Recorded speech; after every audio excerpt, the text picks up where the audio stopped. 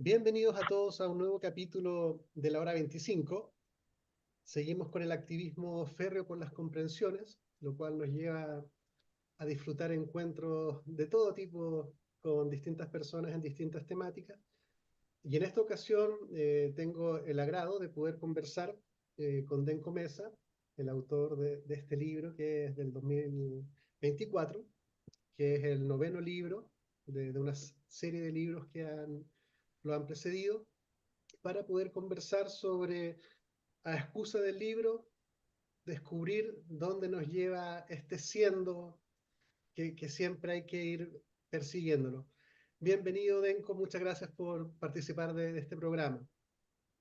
Muchas gracias a ti, Sebastián, y buenas tardes, buenas noches desde España, en este caso desde las Islas Canarias, que hablaba contigo fuera del directo, poniéndonos cara y situación de dónde estamos cada uno.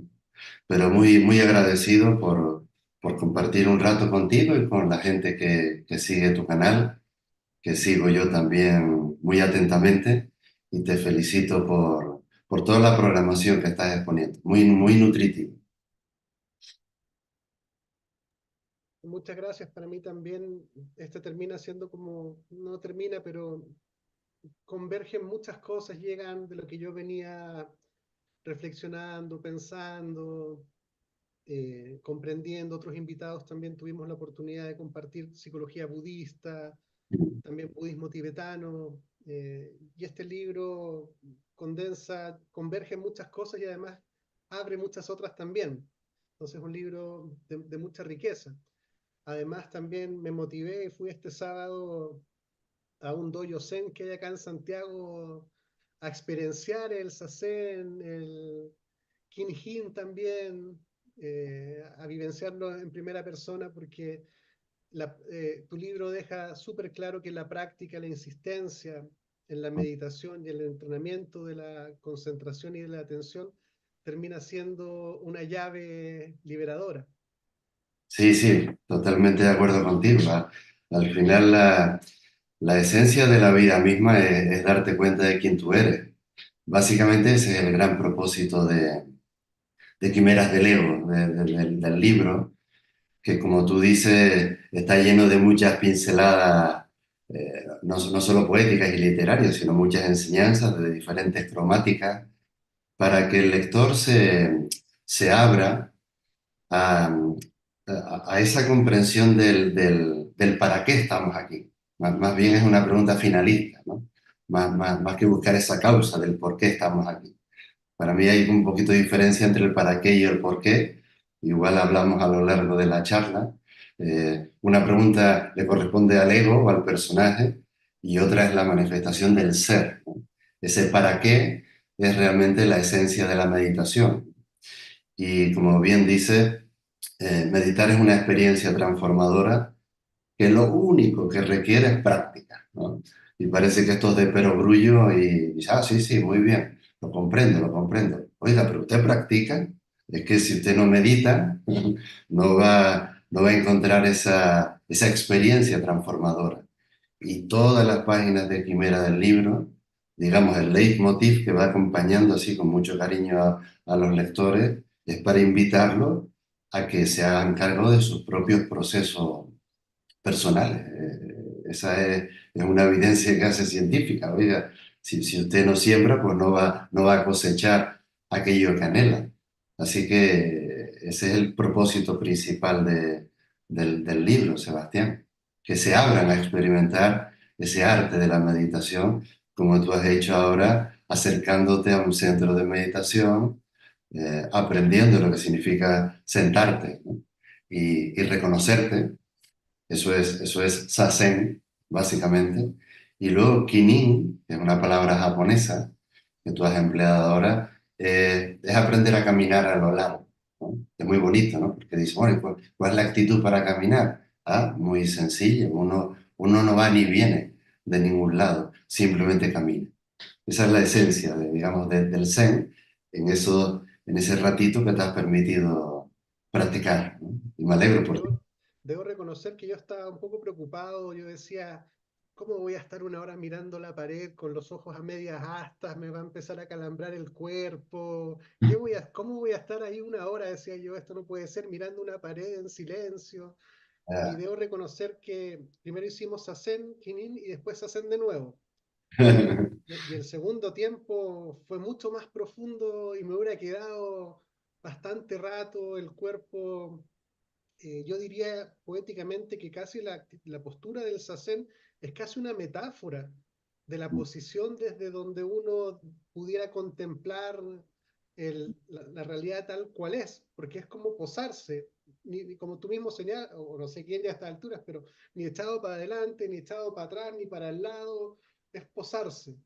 Sí, sí, vamos a ver, no solamente Sazen, Sazen, digamos, es la definición de esa postura existencial ante la vida de un ser humano que se deja sostener por la experiencia entre la tierra y el cielo y, atendiendo a la respiración consciente, se abre a contemplar. Esto es meditar y no es exclusivo de la tradición Zen. En todas las tradiciones espirituales contemplativas se apunta a esta experiencia tan reveladora con V. Tanto que estoy muy de acuerdo contigo. Yo creo que hay muchos capítulos de Quimeras del Ego que se le dedica una atención consciente al cuerpo como templo del espíritu, como manifestación del ser que habita el presente. Eso es sentarte y que el universo entero se observe a sí mismo a través de ti. ¿Qué pasa? Que el sujeto tiene el regalo en esa experiencia de hacerse uno con esa observación diamantina.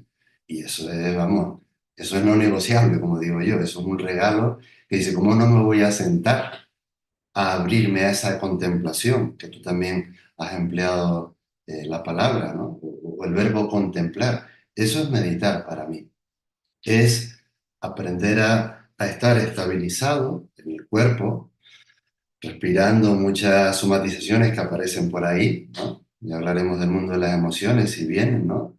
Entonces, estar en ese estado de tranquilidad interna, de no generar más perturbación, sino observar lo que se está presentando, sin pretender manipular aquello que uno está simplemente viendo. O sea, uno no elige, simplemente se abre a esa cromática que decíamos al principio. Y el hecho de estar ahí concentrado y observando al mismo tiempo es lo que yo llamo la contemplación, que es una mirada no manipuladora de la experiencia. Y curiosamente te aporta muchas comprensiones, mucho discernimiento, y esa es la anhelada transformación del ser. Ese es el despertar, en definitiva, Sebastián. Sí, me gustó mucho la insistencia del libro en la conjugación del ser en el siendo, Mm. porque lo lleva a un fluir. ¿Podrías Sí, hablarnos un poquitito de esa transformación del ser al siendo o el ser siendo? sí, sí. Es como ir a clase de inglés, ¿no? Y utilizar no sé si se llama el gerundio continuo. Si hay algún filólogo inglés que me perdone un poco la metáfora que hago. Pero el gerundio es un verbo que en este caso en castellano invita a acercarnos a ese lenguaje de la desnudez espiritual. ¿Sí? Porque hay una continuidad de la experiencia que se inicia, se desarrolla y acaba para de nuevo iniciarse, desarrollarse y acabarse. Entonces, si alguien me pregunta, bueno, ¿y usted cómo definiría entonces el quién soy yo? Y dice, ah, muy bien, pues yo soy un siendo en los otros. Eso es una maravilla, porque esa es la verdad de quiénes somos. Ese es el ser, que no encuentra ningún tipo de fricción, no encuentra ningún tipo de rivalidad. Es una vibración energética, ¿no? Porque aquí, si dejamos a un lado las palabras y los conceptos, nos acercamos a ese ser, a ese siendo.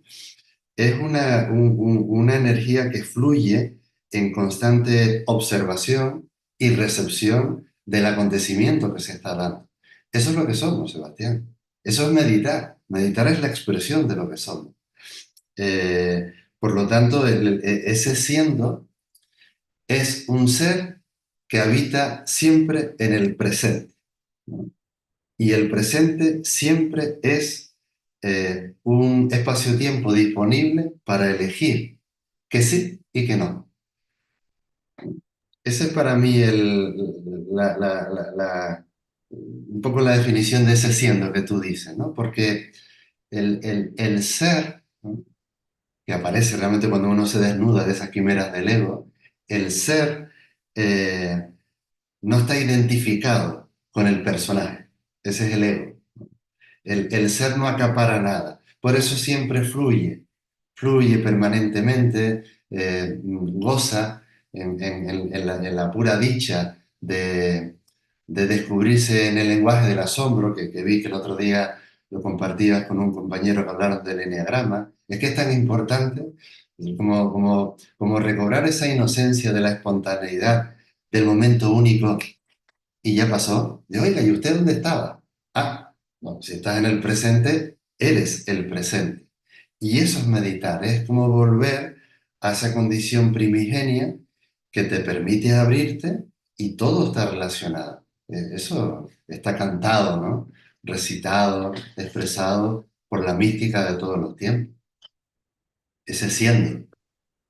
Es bonito cuando uno cambia todo eh, bueno, no sé si conoces a Humberto Maturana, un científico chileno. Él Mm, acuñó el lenguajear. Uno mm, lenguajea la realidad. Y qué cuando bonito. uno reemplaza en el lenguajeo el ser por el siendo, algo Mm. se transforma instantáneamente con solo reemplazar esas partículas en las narrativas. Sí, tú Y sabes, disculpa, tú sabes que soy filólogo de profesión. sí, Y las primeras clases que le doy al alumnado suele ser la definición de diferenciación de lenguaje, lengua, habla y dialecto.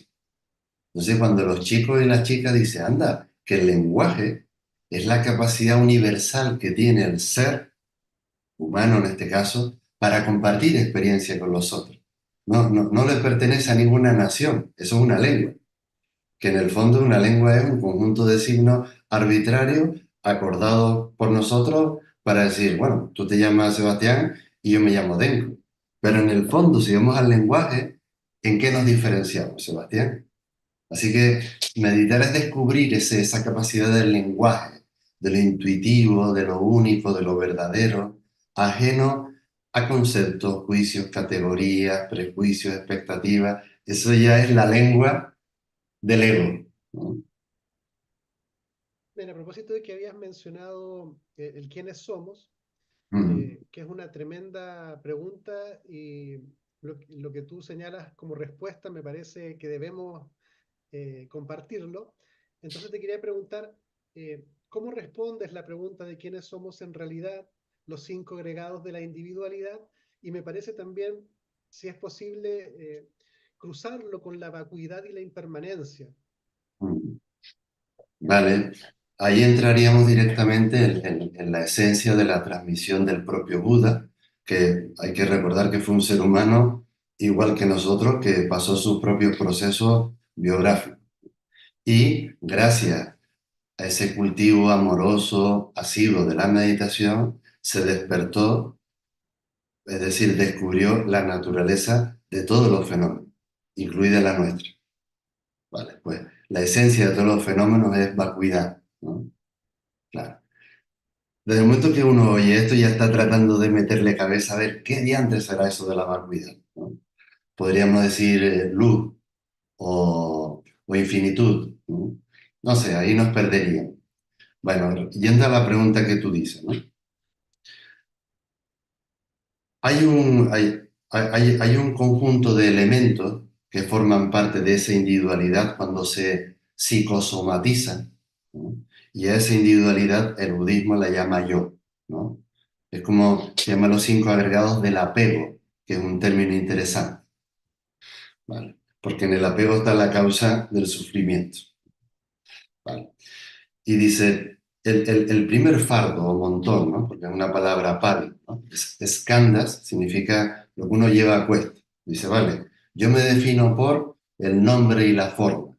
Y bueno, ¿y a usted cómo lo llama? Ya, pues mira, me llaman maestro, mis hijos me llaman papi, mis profesores me llaman profe, mi pareja me llama churri, mi madre no me llama Denko, me llama Francisco, que es mi nombre de pila occidental. Y dices, uy, qué cantidad de cambio en la primera definición del quién soy yo.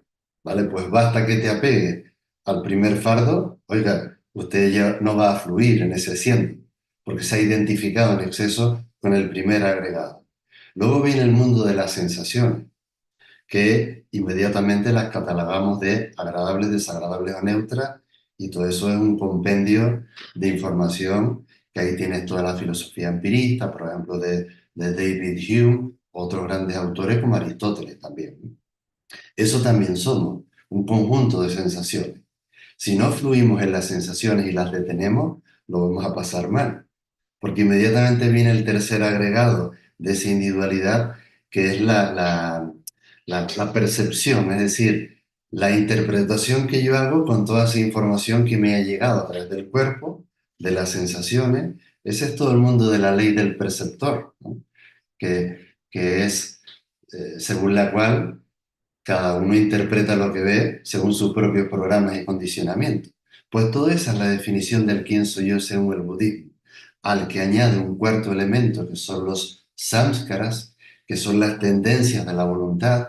Ahí entraríamos también en el lenguaje del karma, que igual eso sería ya para otra charla, ¿no? Porque bueno, salimos un poco, pero estamos muy condicionados por una herencia incluso filogenética, ¿no? De hecho, el hecho de que tú y yo, por ejemplo, estemos hablando en castellano, bueno, pues nos ayuda y bueno, pues por alguna causalidad nos hemos encontrado, Sebastián, para hablar. Digamos que esas son tendencias. ¿Qué pasa? Que hay algunas tendencias muy arraigadas en nuestro psiquismo y en nuestro cuerpo que no hemos sido capaces de descubrir. Y bueno, pues ahí hay un nivel de práctica meditativa ya muy sutil en algunos casos, son esos samskaras. Y el quinto elemento, aquí es un poco difícil ya explicarlo, que sería la capacidad de darte cuenta de todo lo que está ocurriendo, es la conciencia. Y ahí, bueno, si nos metemos en el mundo de la conciencia, hay toda una tradición, que se llama la escuela Yogacara o Vijnanavada, que despliega todo un potencial de estudio de los niveles sutiles de la conciencia que también forman parte de nuestra individualidad. ¿Qué pasa? Que si tú te pones a mirar cada una de ellas con mucho detenimiento, no encuentras nada. Están todas vacías. Sin embargo, juntas funcionan y son operativas para el individuo en nuestra cotidianidad. Eso sí que es importante atenderlo, así como lo acabo de expresar. Sí, yo por eso comprendí en tu lectura también eh, esta como paradójica comprensión de que la realidad es compuesta, yo soy compuesto, pero si yo me desagrego, finalmente no hay nadie que agrega. Mm, Y ahí nos acercamos al concepto de la vacuidad y de la impermanencia también, porque como explicaba el Dalai Lama en un video que yo le veía, él decía, lo que pasa es que ninguna de estas cosas tiene realidad independiente, mm, todas son dependientes, y al ser dependientes no existen por sí solas, y ahí nos acerca la vacuidad. mm. Sí, el Buda tiene una expresión preciosa y demoledora. Él dice, todos los fenómenos tiemblan en la impermanencia. Y claro, nosotros los budistas decimos, bendita impermanencia, porque es la impermanencia la que me permite fluir en ese continuum del siendo, ¿no?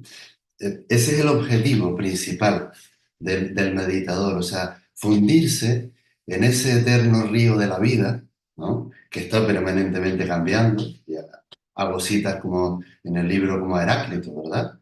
De esos presocráticos que ya nos enseñaron a que es imposible bañarte dos veces en el agua del mismo río, decía este pensador. Y evidentemente, o sea, la impermanencia es uno de los signos de nuestra individualidad y del universo entero. O sea, todo está cambiando permanentemente porque ese vacío es un vacío fértil creador. O sea, todo está lleno de esa impermanencia, de esa vibración, de esa pulsión y recepción constante.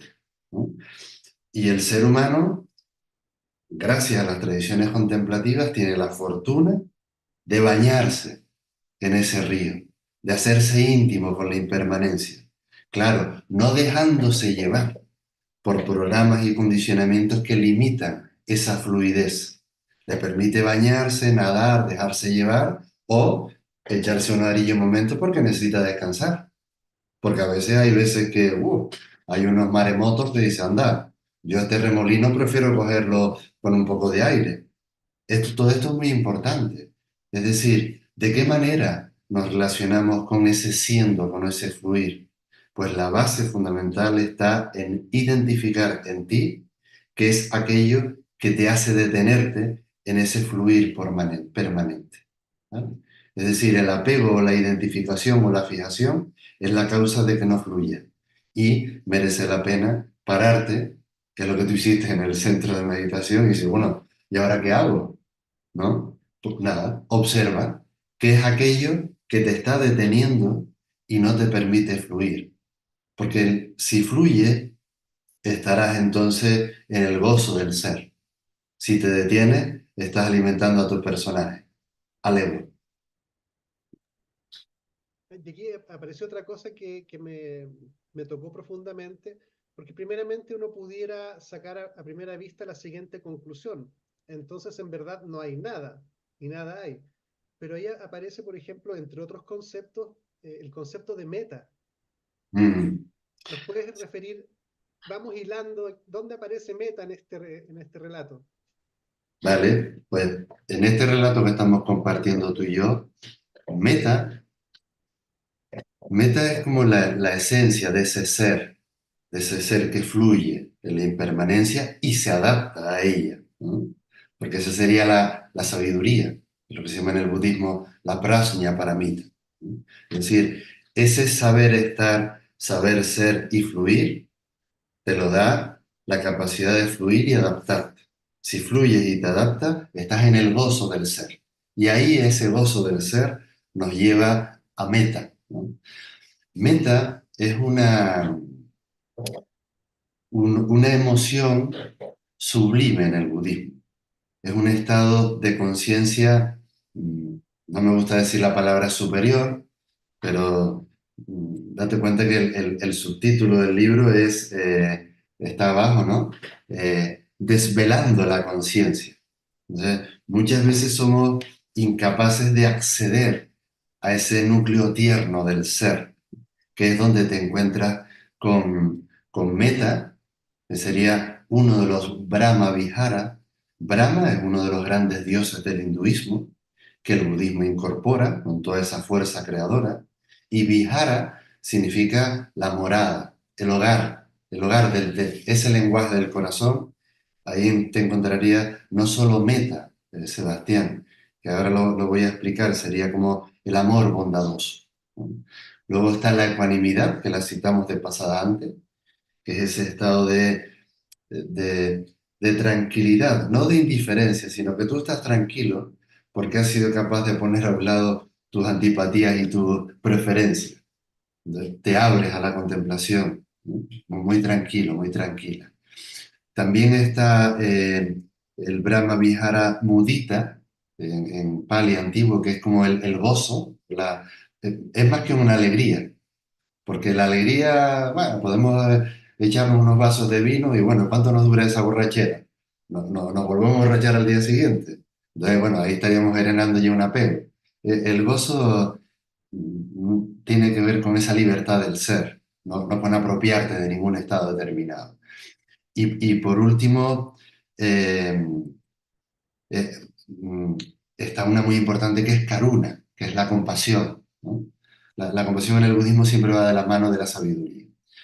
Así que volviendo a meta, que es lo que tú me preguntas, que en tibetano se entiende como maitri, es una expresión muy bonita, yo te diría que básicamente es el sentimiento, a veces la palabra es difícil para hablar de una emoción sublime, pero es el sentimiento interno es un deseo puro de que el otro esté bien, de que el otro realmente se reconozca en su propia naturaleza, porque es que todo está bien.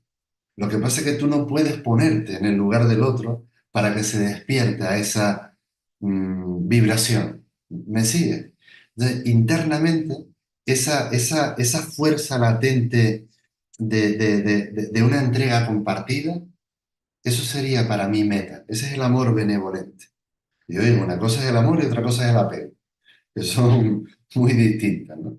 Porque el apego, no, el apego siempre se cree propietario de algo o de alguien. Y en el amor, tú eres un siendo en el proceso del otro y en el tuyo mismo. Por lo tanto, meta comienza por el reconocimiento de quién tú eres. Y al reconocerte quién tú eres, que lo comentaste antes muy bien, se van disolviendo todas las fronteras y tú dices, anda, hola, ¿qué tal? Te reconozco, te veo, como aparecía en la película Avatar, ¿no? Eso es meta. Dices, anda, y tú por aquí, ¿qué tal? Y te sonríe. Pero es más allá de una alegría, es de una felicidad. Entonces, al Buda se lo catalogaba también como el amigable.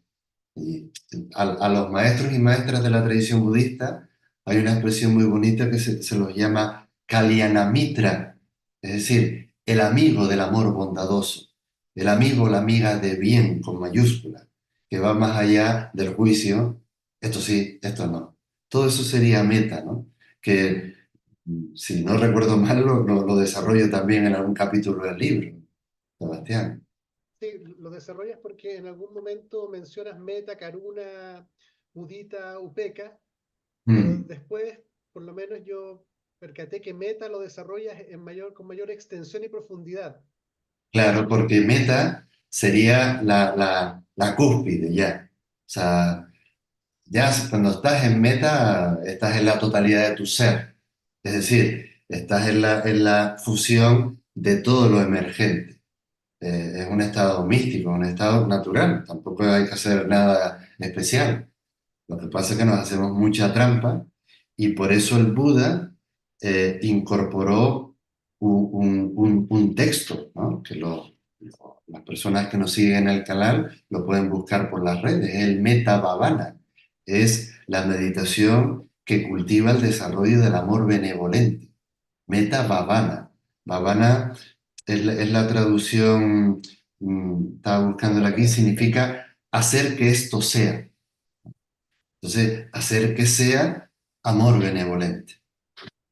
Por ejemplo, nosotros en la comunidad budista Celus del Dharma, que es la que dirijo, al finalizar la práctica de silencio, que hacemos una ceremonia que tiene el poder de transmutar ese lenguaje interno a través de la vibración, del canto, del ritmo, de la oración, si quieres, que es una energía que se vehicula para el bien de todos los seres, decimos, por ejemplo, aquí y ahora practico con ecuanimidad compasiva, siento el bien y la plenitud de todos los seres.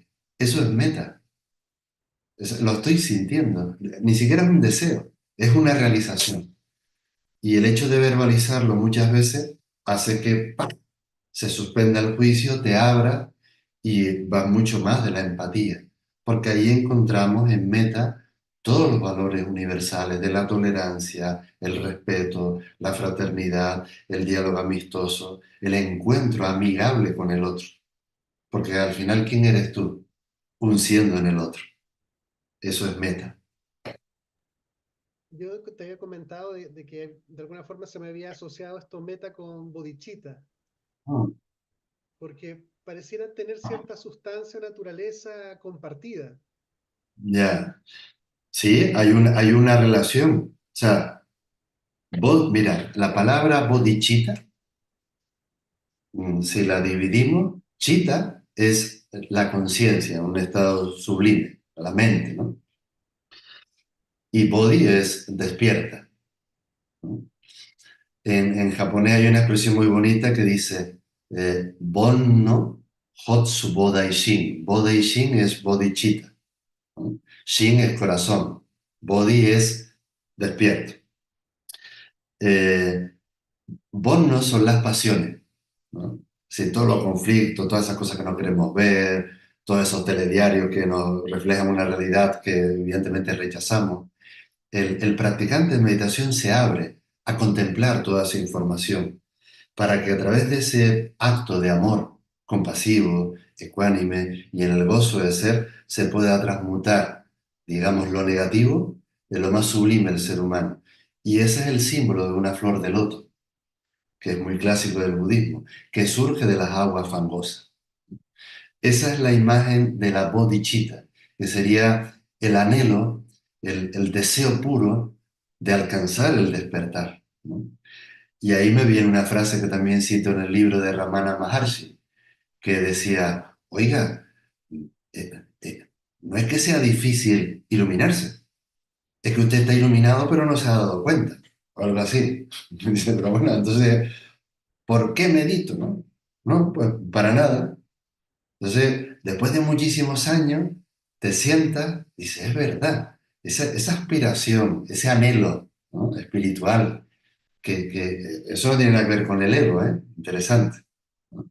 Porque la bodhicitta es abrirse internamente a contemplar el gozo del ser, a reconocerte, volver a conocerte, ¿no?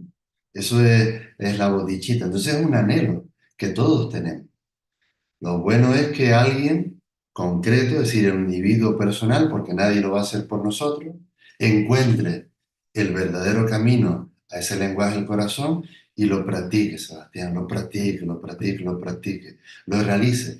Esa es la bodichita, ¿sabes? Como un aire marino que mueve esa nave de nada, como hablaba el Buda, y que nos va permitiendo encontrar diferentes territorios. Esa es la bodichita, el anhelo al despertar, el deseo profundo de que todos los seres realmente se reconozcan en la plenitud de lo que somos, en ese siendo. Eso es bodichita. Y por lo tanto, has hecho muy bien, está muy relacionado con meta, está claro. O sea, si tú estás en el amor es que no te queda nada para ti, más bien lo das todo, porque tú te sientes en esa armonía absoluta con todo. Es muy respetuoso y comienza por ti, evidentemente. Te quería pedir que nos hablaras un poquitito de las quimeras del ego, pero si pudiéramos eh, pedirte utilizar el cuentito de la puerta que está contenido en el libro, ¿Y de cuál una era? persona No me lo recuerdo, ¿cómo era? trato de contarla yo y después tú me la comentas, y si no me la Venga, corriges, si te vale, parece. gracias. Eh, Venía una persona caminando, no me acuerdo si el personaje era un derviche o alguien así, pero venía una persona con la puerta en la espalda. Ajá. Le pregunta, ¿qué haces tú con la puerta a espaldas?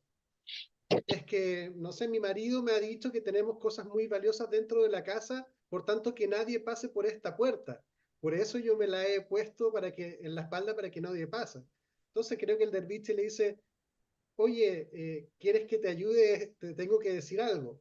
Y algo así como, si no me vas a ayudar a que esta puerta pese menos, no me vas a ayudar en nada. Buenas tardes, que tenga un buen día. No, no me la Algo acordaba. así, algo así. Sí, sí, está bueno. Bueno, así a bote pronto, Sebastián. La meditación es una puerta abierta al lenguaje del corazón, ¿no? Y esa puerta, fíjate, en la tradición budista se habla de la puerta sin puerta, ¿no?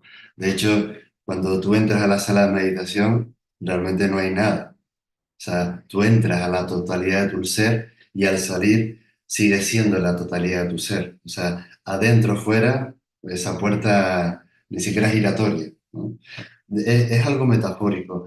La puerta que cada uno debe abrir, ¿vale?, utilizando, digamos, esta simbología de la puerta, es la predisposición al reconocimiento de cuáles son aquellos pesares, aquellos programas, aquellas creencias que tanto nos están limitando en nuestros procesos mentales, emocionales y corporales, ¿no? O sea, nadie puede ayudarte a llevar esa puerta, ¿vale?, a colocarla, a abrirla o a cerrarla, ¿no? Eh, la puerta también a lo mejor podríamos relacionarla con la máscara, ¿no?, que es algo a la que le dedico los dos primeros capítulos del libro, Sebastián, que tiene mucho que ver con esa parte de los roles del personaje, ¿sabes? Eh, son, o sea, digamos, la puerta como una pesada carga que no me permite, por ejemplo, sería como la cruz de Cristo, ¿no? En la tradición judío-cristiana. O sea, nadie puede ayudarte a realmente soltar, ¿no? Ese lastre si tú no te das cuenta de qué es lo que te está limitando fluir. Eh, por lo tanto, es responsabilidad de cada uno deshacerse de esos apegos y de esas fijaciones que no le permiten eh, ir a la otra orilla, ¿no? También en el budismo se habla de alcanzar la otra orilla y encontramos lo que se llaman las virtudes o los recursos del individuo para alcanzar la orilla del despertar. Entonces, claro, tiene que abrir la puerta de la práctica meditativa. Nadie va a sentarse por ti ni por mí, Sebastián, seguro, ¿no? ¿Sabes qué lectura le saqué yo también a ese cuento? Mm, Eh, en alguna parte tú señalas algo así, que el sufrimiento de alguna forma radica en una mala comprensión de la realidad, un mal entendimiento, una distorsión. mm, Entonces, primeramente, esta persona viene sufriendo porque no entendió que lo que estaban tratando de hacer es que la gente no pasara a robar las cosas que estaban en el interior de la... Entonces, desde que esa persona no entendió correctamente mm, lo que estaba sucediendo tal cual sucedía, cometió algo que le empezó a pesar como una mochila. mm. Y Eso, cuando alguien quiso alertarlo de eso, como esta persona estaba tan preocupado y encerrado, no se dejó de alguna forma iluminar por el claro. otro. Y te estaba escuchando atentamente y estás incorporando palabras muy cercanas a todo lo que es lenguaje del despertar. Vamos a ver, despertar no es una falacia, es una realidad. Es darte cuenta de que las cosas son como son, no como a ti te gustaría que fueran, o como te han dicho otros que sean. Vale. Por ejemplo, has empleado la palabra preocupación, eso es el lenguaje del ego. El ser ni siquiera se ocupa con ser, simplemente es.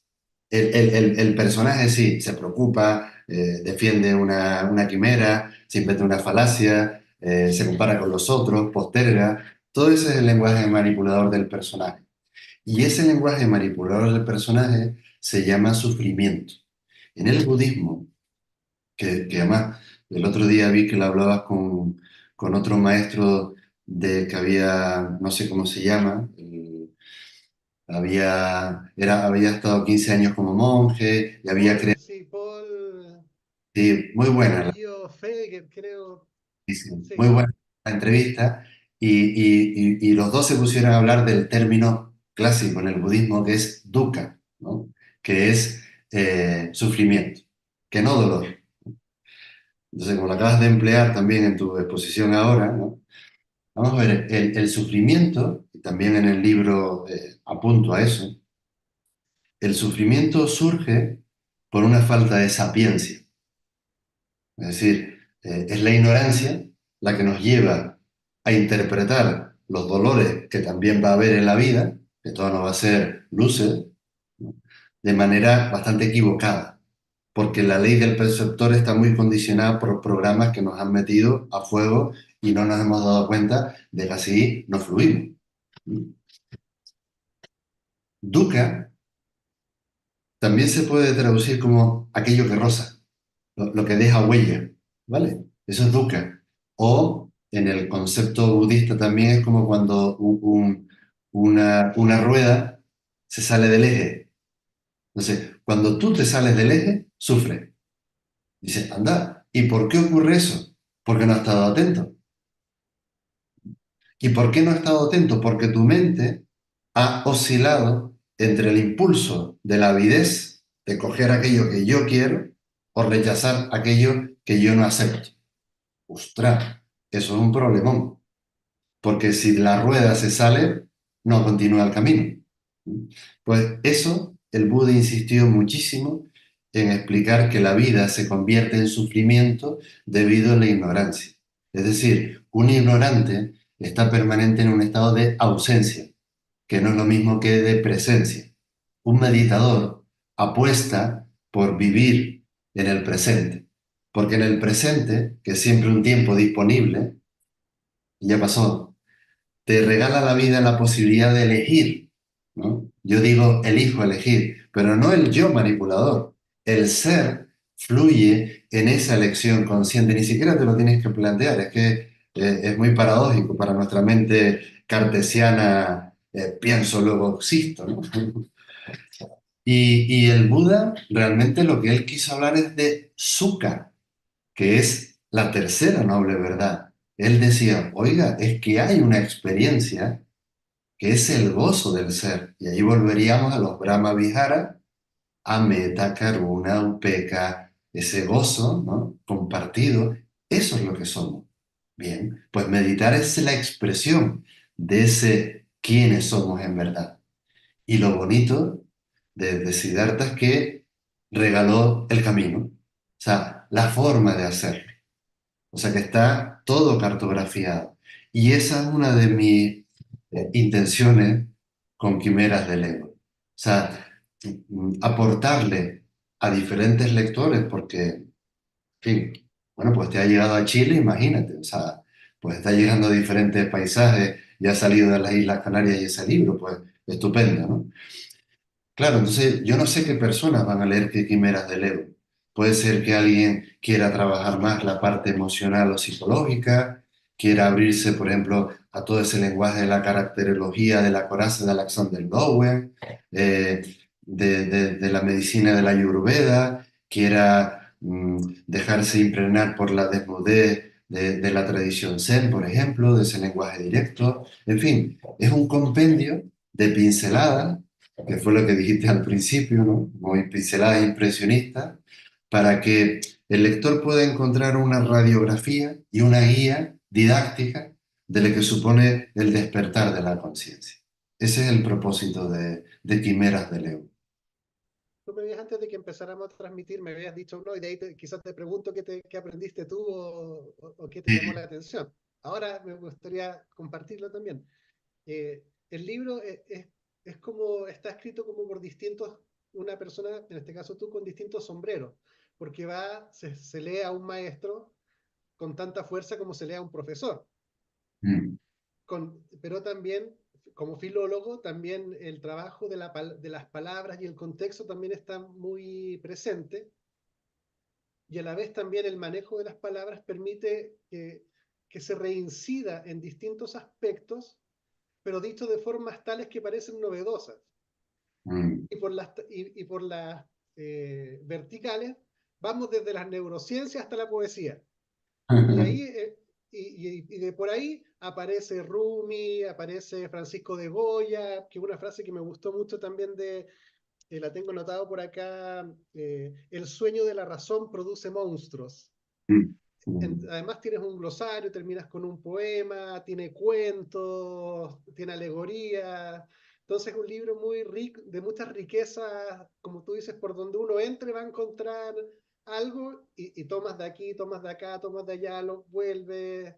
Y además abarca muchas temáticas. Además también tiene un componente como de psicólogo también metido, también incluso propones prácticas para algunas cosas, mm, hablas también de la depresión, la ira. Entonces mm. tiene una tal diversidad que es bastante rico leerlo. Yo lo aluciné, porque yo te dije, mira, hagamos este capítulo porque acabo de pedir el libro, se demora en llegar y de ahí cuando llegue tengo que leerlo. Y ahí fuimos y llegamos a este día, pero yo lo gocé muchísimo el libro, honesta y sinceramente. Qué bueno, pues me alegro mucho, Sebastián, porque eh, luego, por ejemplo, es muy importante, a ver si me expreso bien lo que quiero decir.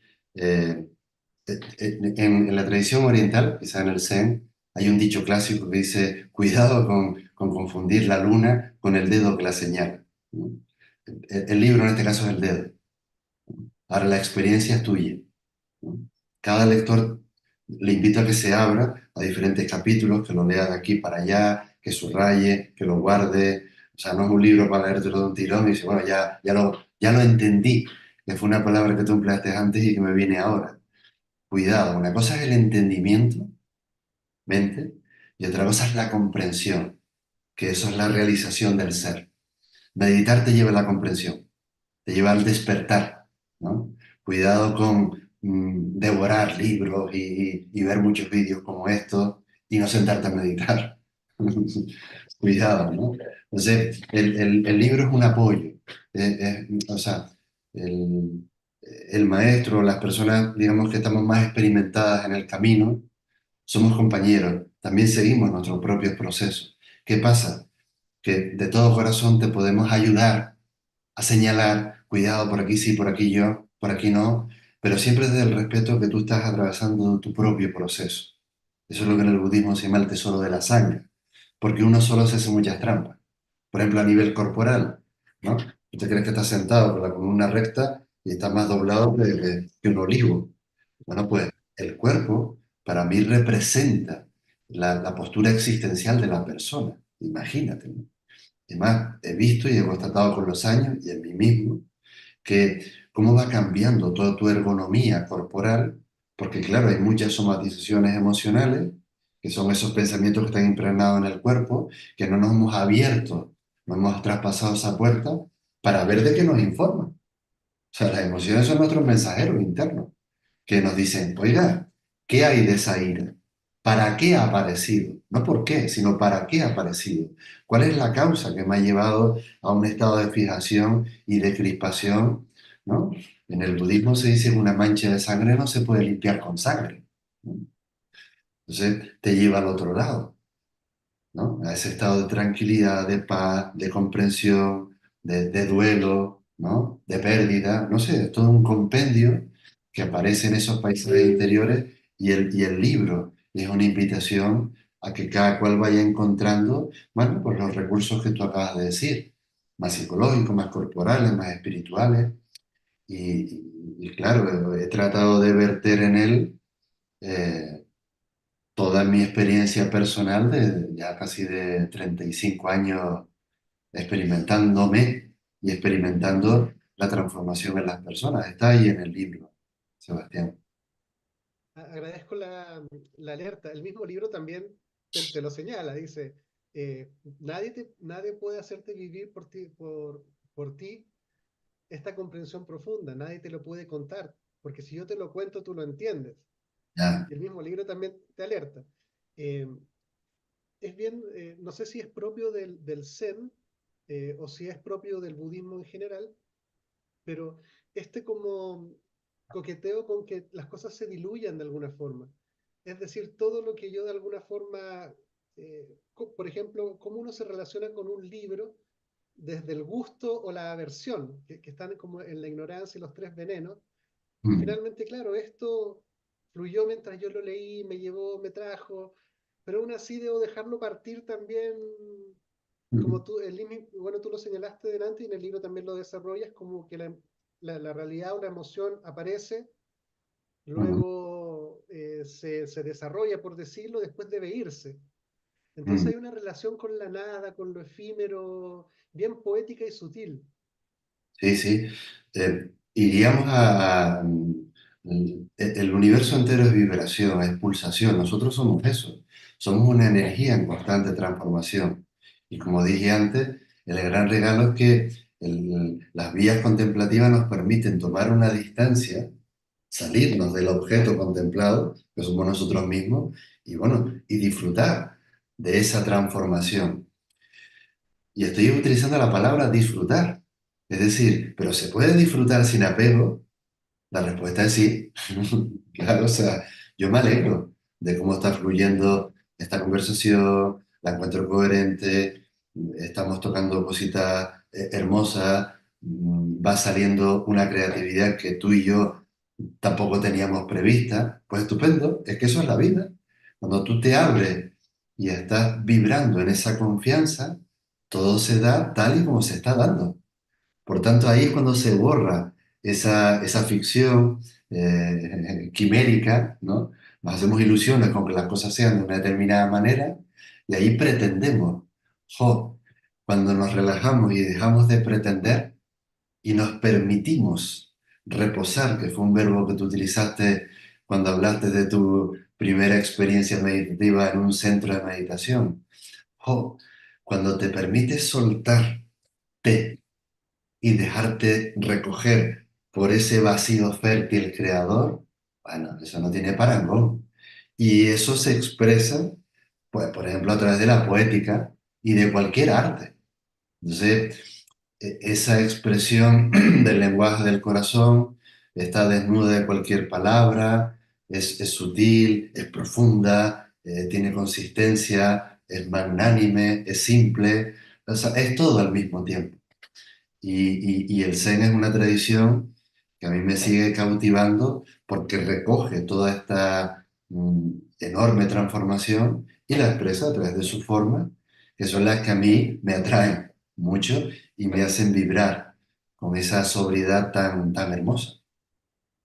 Oye, Denko, otro aspecto que también me llamó harto la atención, que es propio de los tres tesoros, que es Mm, la relación de la sangha, de mm, la comunidad, porque tú también lo describes brevemente ahí, pero cuando yo fui a este centro de Doyo Zen, mm, claro, después del Sazen, estaban organizándose de quién iba a preparar el almuerzo, quién iba a hacer el servicio, quién se ofrecía de voluntario. Entonces aparece algo que a veces no se ve con tanta claridad, que es la cotidianidad. Porque a veces uno pudiera pensar que uno anda como en un estado trascendental permanentemente, como abstraído, y por otro lado te dicen, no, en verdad la vida cotidiana puede vivirse también con esto. Cuéntame mm. de esa confluencia. Voy a empezar por la parte de atrás, que me parece la más interesante, que es una de las preguntas que me suelen hacer. Dice, oiga, ¿y cómo hago yo para llevar ese estado de presencia a la vida cotidiana? Eh, Fíjate la pregunta, ¿cómo hago yo para llevar el estado de presencia a la vida cotidiana? Me refiero al ambiente de silencio, de introspección, de orden, sostenido ahí, de atención consciente en un centro, ¿no? En una sala de meditación o en un retiro, porque evidentemente la percepción cambia. Desde el momento en que el personaje trata de manipular eso, te parece que no ha entendido nada.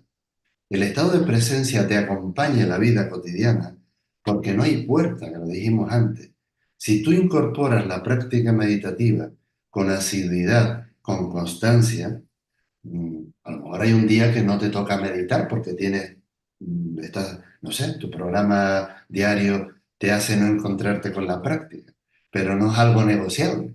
¿Me sigue? Es decir, si tú incorporas la práctica de la meditación como esos ratos de solemnidad, de respeto, de encuentro con quien tú eres, y ya hemos definido quiénes somos, ese estado de presencia te acompaña en la cotidianidad y eso es muy propio de la sangha budista. La sangha es un tesoro, en el sentido de que el Buda se refería a sangha como la interdependencia, la fluidez de todos los armónicos. No se refiere al grupito del maestro Zen Denko Mesa que medita en Tenerife. Uy, uy, mi sangha. Y los de la sangha de al lado, esos no. Jo, si entramos en esa historia, es que no hemos entendido nada de lo que es la tradición budista o cualquier... O sea, estamos faltando al respeto de todo lo que significa una vía espiritual. La sangha es la interdependencia, la relación armónica y respetuosa, solidaria de todo lo que está ocurriendo. Y luego, en el seno de una comunidad, tú has dicho sangha, ¿no? Pues claro que hay que ocuparse de cosas, ¿no? ¿Quién friega el baño hoy? Venga, ¿quién le limpia la nariz al Buda? ¿Quién va a comprar agua para la gente que viene? Oye, ¿y quién se encarga de pagar el dinero para pagarle al casero a fin de mes? Ah, pues habrá alguien de la sangha, es decir, de esa comunidad, ¿no? Comunidad es personas que vivimos en unidad, no en diferencia. Por lo tanto, hay funciones, hay tareas y hay responsabilidades. Y eso lo hacemos si realmente sentimos que queremos vibrar en ese estado de presencia, ¿no? Esa es la cotidianidad. Si no se diera así, uy, hay que, hay que pedir cita previa y decir, esto no funciona, ¿eh? La cotidianidad no es tan armónica como yo estoy sintiendo ahí dentro. Ojo, dentro, fuera, cuidado con eso. No sé si me he explicado, Sebastián. Sí, sí, sí. Sí, bueno, yo creo que las comprensiones más profundas van reiterando esto de que es un modo de siendo finalmente, de que no Mm, es que uno, bueno, quizás uno no pueda decir que permanece, o no lo sé, por lo menos, de que uno pueda vivir en un estado tan profundo y tan, como dicen coloquialmente, por lo menos acá en Chile, como zen. Y Ya, como le dicen, no, si a ti no te perturba nada, se está cayendo el techo, tú mirando ahí como si nada, no, hasta este tipo zen. sí, pero eso es una moda, es una falta de respeto. Porque realmente la palabra Zen no pertenece ni siquiera al lenguaje budista, fíjate lo que estoy diciendo. Zen es el estado propio de, de- de- de esa absorción que te da, de esa plenitud que te da una observación tranquila del acontecimiento. Eso es Zen. O sea, es un estado de realmente armonía y fusión con todo lo que está emergiendo. Eso es Zen. Porque la palabra Zen viene del chino Chan y del indio Yan o Yanna, Diana, que son los estados meditativos sublimes de la conciencia del ser humano. Todo eso es Zen. Ni siquiera podría decir es budista. ¿Vale? Es una manera de expresar eh, un estado de vibración constante desde ese gozo compartido. No te lo puedes quedar. Eso es Zen, pero no es una moda pasajera. No es un champú, no es un iPad, en fin, no es una etiqueta. Las etiquetas le pertenecen al personaje, ¿sabes? Eh, entonces, vamos a ver, la palabra Zen, el término Zen, para mí está muy relacionado, y en el libro, que tampoco hemos hablado de eso, ¿no? Tiene mucho que ver con comprender los entresijos del arte de la atención consciente, ¿vale? Y le dedico un rato al libro porque necesitamos de esa pedagogía de la conciencia, Sebastián, ¿no? Y yo básicamente resumo la atención como el equilibrio entre esa capacidad de estabilizarte y enfocar y al mismo tiempo abrirte a recibir, procesar e integrar, es decir, dejar partir, a soltar, ¿no? Lo que yo siento internamente que no me nutre y sí que se fortalezca aquello que realmente resuena conmigo. Ese es el arte de la contemplación de la transformación. Pues todo eso sería Zen, imagínate, ¿no? O sea que es muy profundo el término, tiene toda una semántica que luego, bueno, hay que ir explicando, eh, pero que queda lejos de esa moda pasajera de, uy, hoy estoy en modo zen. Dice, anda ya, no te jode. Oye, Denko, también me gustaría preguntarte, eh, se ha descrito que es el ego un distorsionador de la experiencia tal cual es. Mm. ¿Cómo uno trabaja o se produce el limpiarse?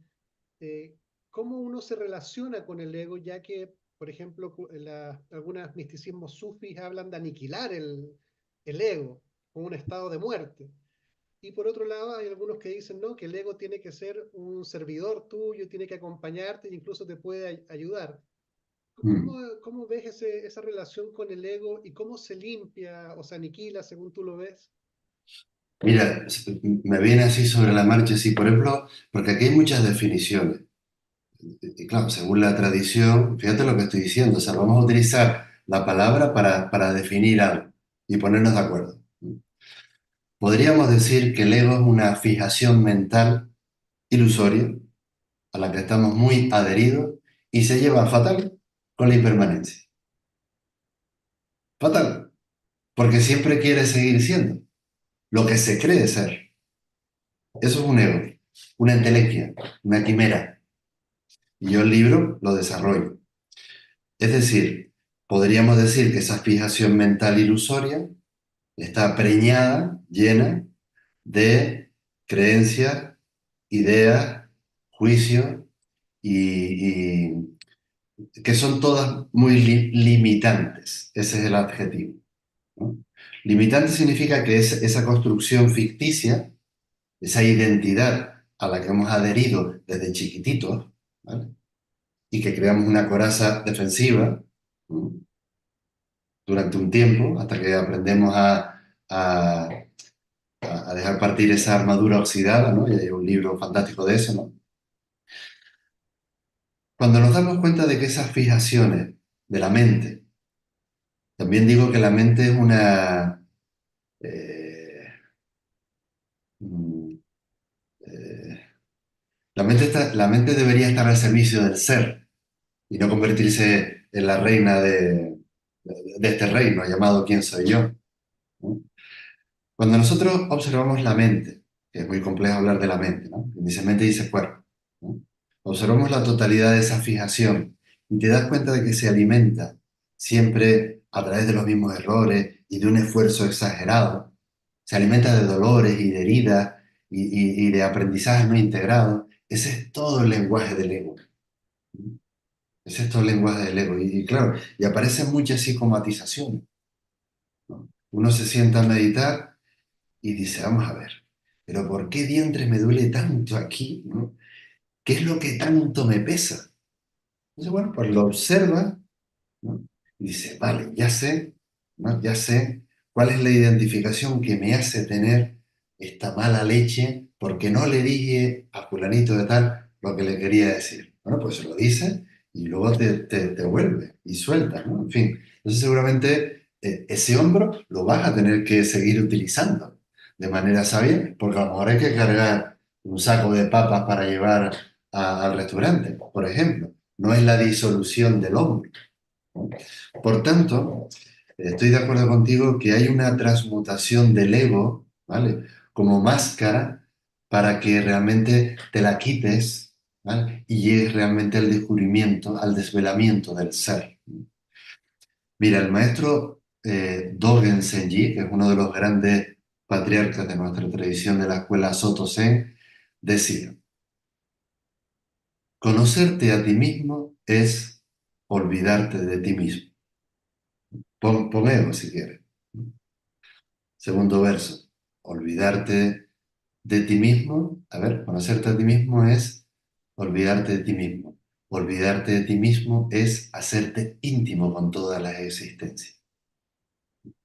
Es decir, el ego, tal y como yo lo desarrollo en el libro, es una ficción. Es una ilusión a la que estamos demasiado adheridos. No somos lo que nos hemos inventado o creído ser. El despertar es darte cuenta de que esa falacia no tiene un sustento real y volveríamos al nada. Sin embargo, en la vida cotidiana necesitas de un personaje sano. Tú hoy me estás entrevistando, me estás haciendo tiempo para dejarme hablar, yo hablo como ponente, a veces nos tocará ejercer otra función con nuestras responsabilidades en la vida. O sea, cuidado con que el santo se nos vaya al cielo. Entonces volvemos a lo que le dijiste antes. Oiga, ¿cómo pone usted los zapatos antes de entrar en la sala de meditación? ¿Cómo los recoge al salir?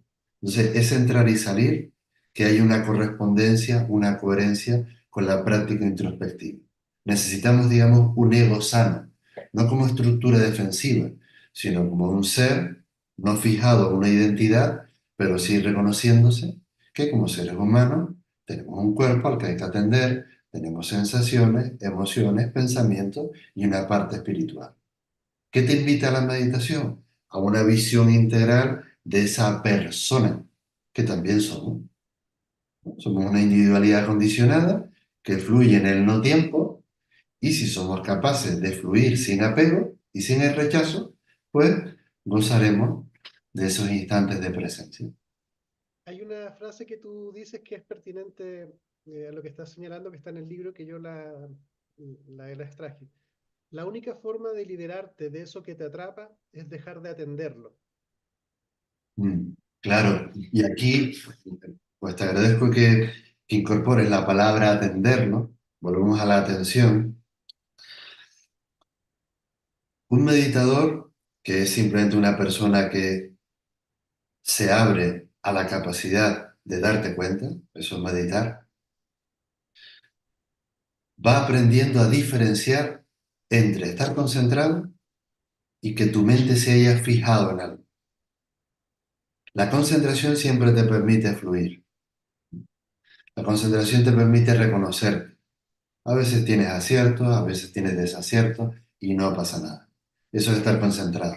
Ahora, si la mente se fija en el autoengaño, oh, yo siempre es que lo hago súper bien, doy unas ponencias fantásticas, soy un tipo maravilloso, oiga, Cuidado con el narcisismo, por ejemplo, ¿no? O con el melodramatismo. Qué mal lo estoy haciendo, seguro que el vídeo este va a ser un desastre, a nadie le va a gustar primeras de Lego, yo qué sé, son dos extremos. Esos son fijaciones, eso es una atención equivocada. La concentración es el gran baluarte del meditador, porque te permite fluir y abrirte a la experiencia contemplativa.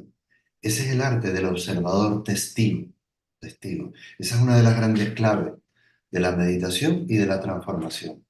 Por eso, cuando dejas de atender, es decir, de prestarle un exceso de atención a quien tú te crees ser, bueno, pues te abres a soltarlo. Y hay todo un descubrimiento. Pueden incorporar, Es muy bonito ver el cambio en las personas y en uno mismo, ¿no? En uno mismo. Porque aparece como esa humildad, pero y esa magnanimidad al mismo tiempo, ¿no? Porque, vamos a ver, la vida nos está regalando quizá el nivel más alto de conciencia que hay en el universo, ¿no? Que es un ser humano que toma conciencia del exterior y de sus propios procesos, ¿no? A unos niveles muy, muy elevados. para ir finalizando, quería leer un pedacito de tu libro, una parte en específico, pedirte tus comentarios y vamos cerrando, ¿ya? Mira, dice, cuentan que cuando el Buda le planteó a su esposa que iniciaba el viaje a los adentros, renunciando a todos los placeres y comodidades de la vida palaciega, Yocharada lo alentó y dejó partir. Años más tarde, caracterizado por la renuncia ascética y el seguimiento de distintas prácticas meditativas, Siddhartha Gautama obtuvo el despertar. De regreso al hogar, su esposa lo recibió con alegría. Asimismo le preguntó por la experiencia.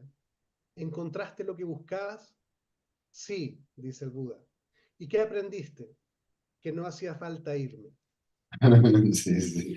Ay, muchas gracias, Sebastián.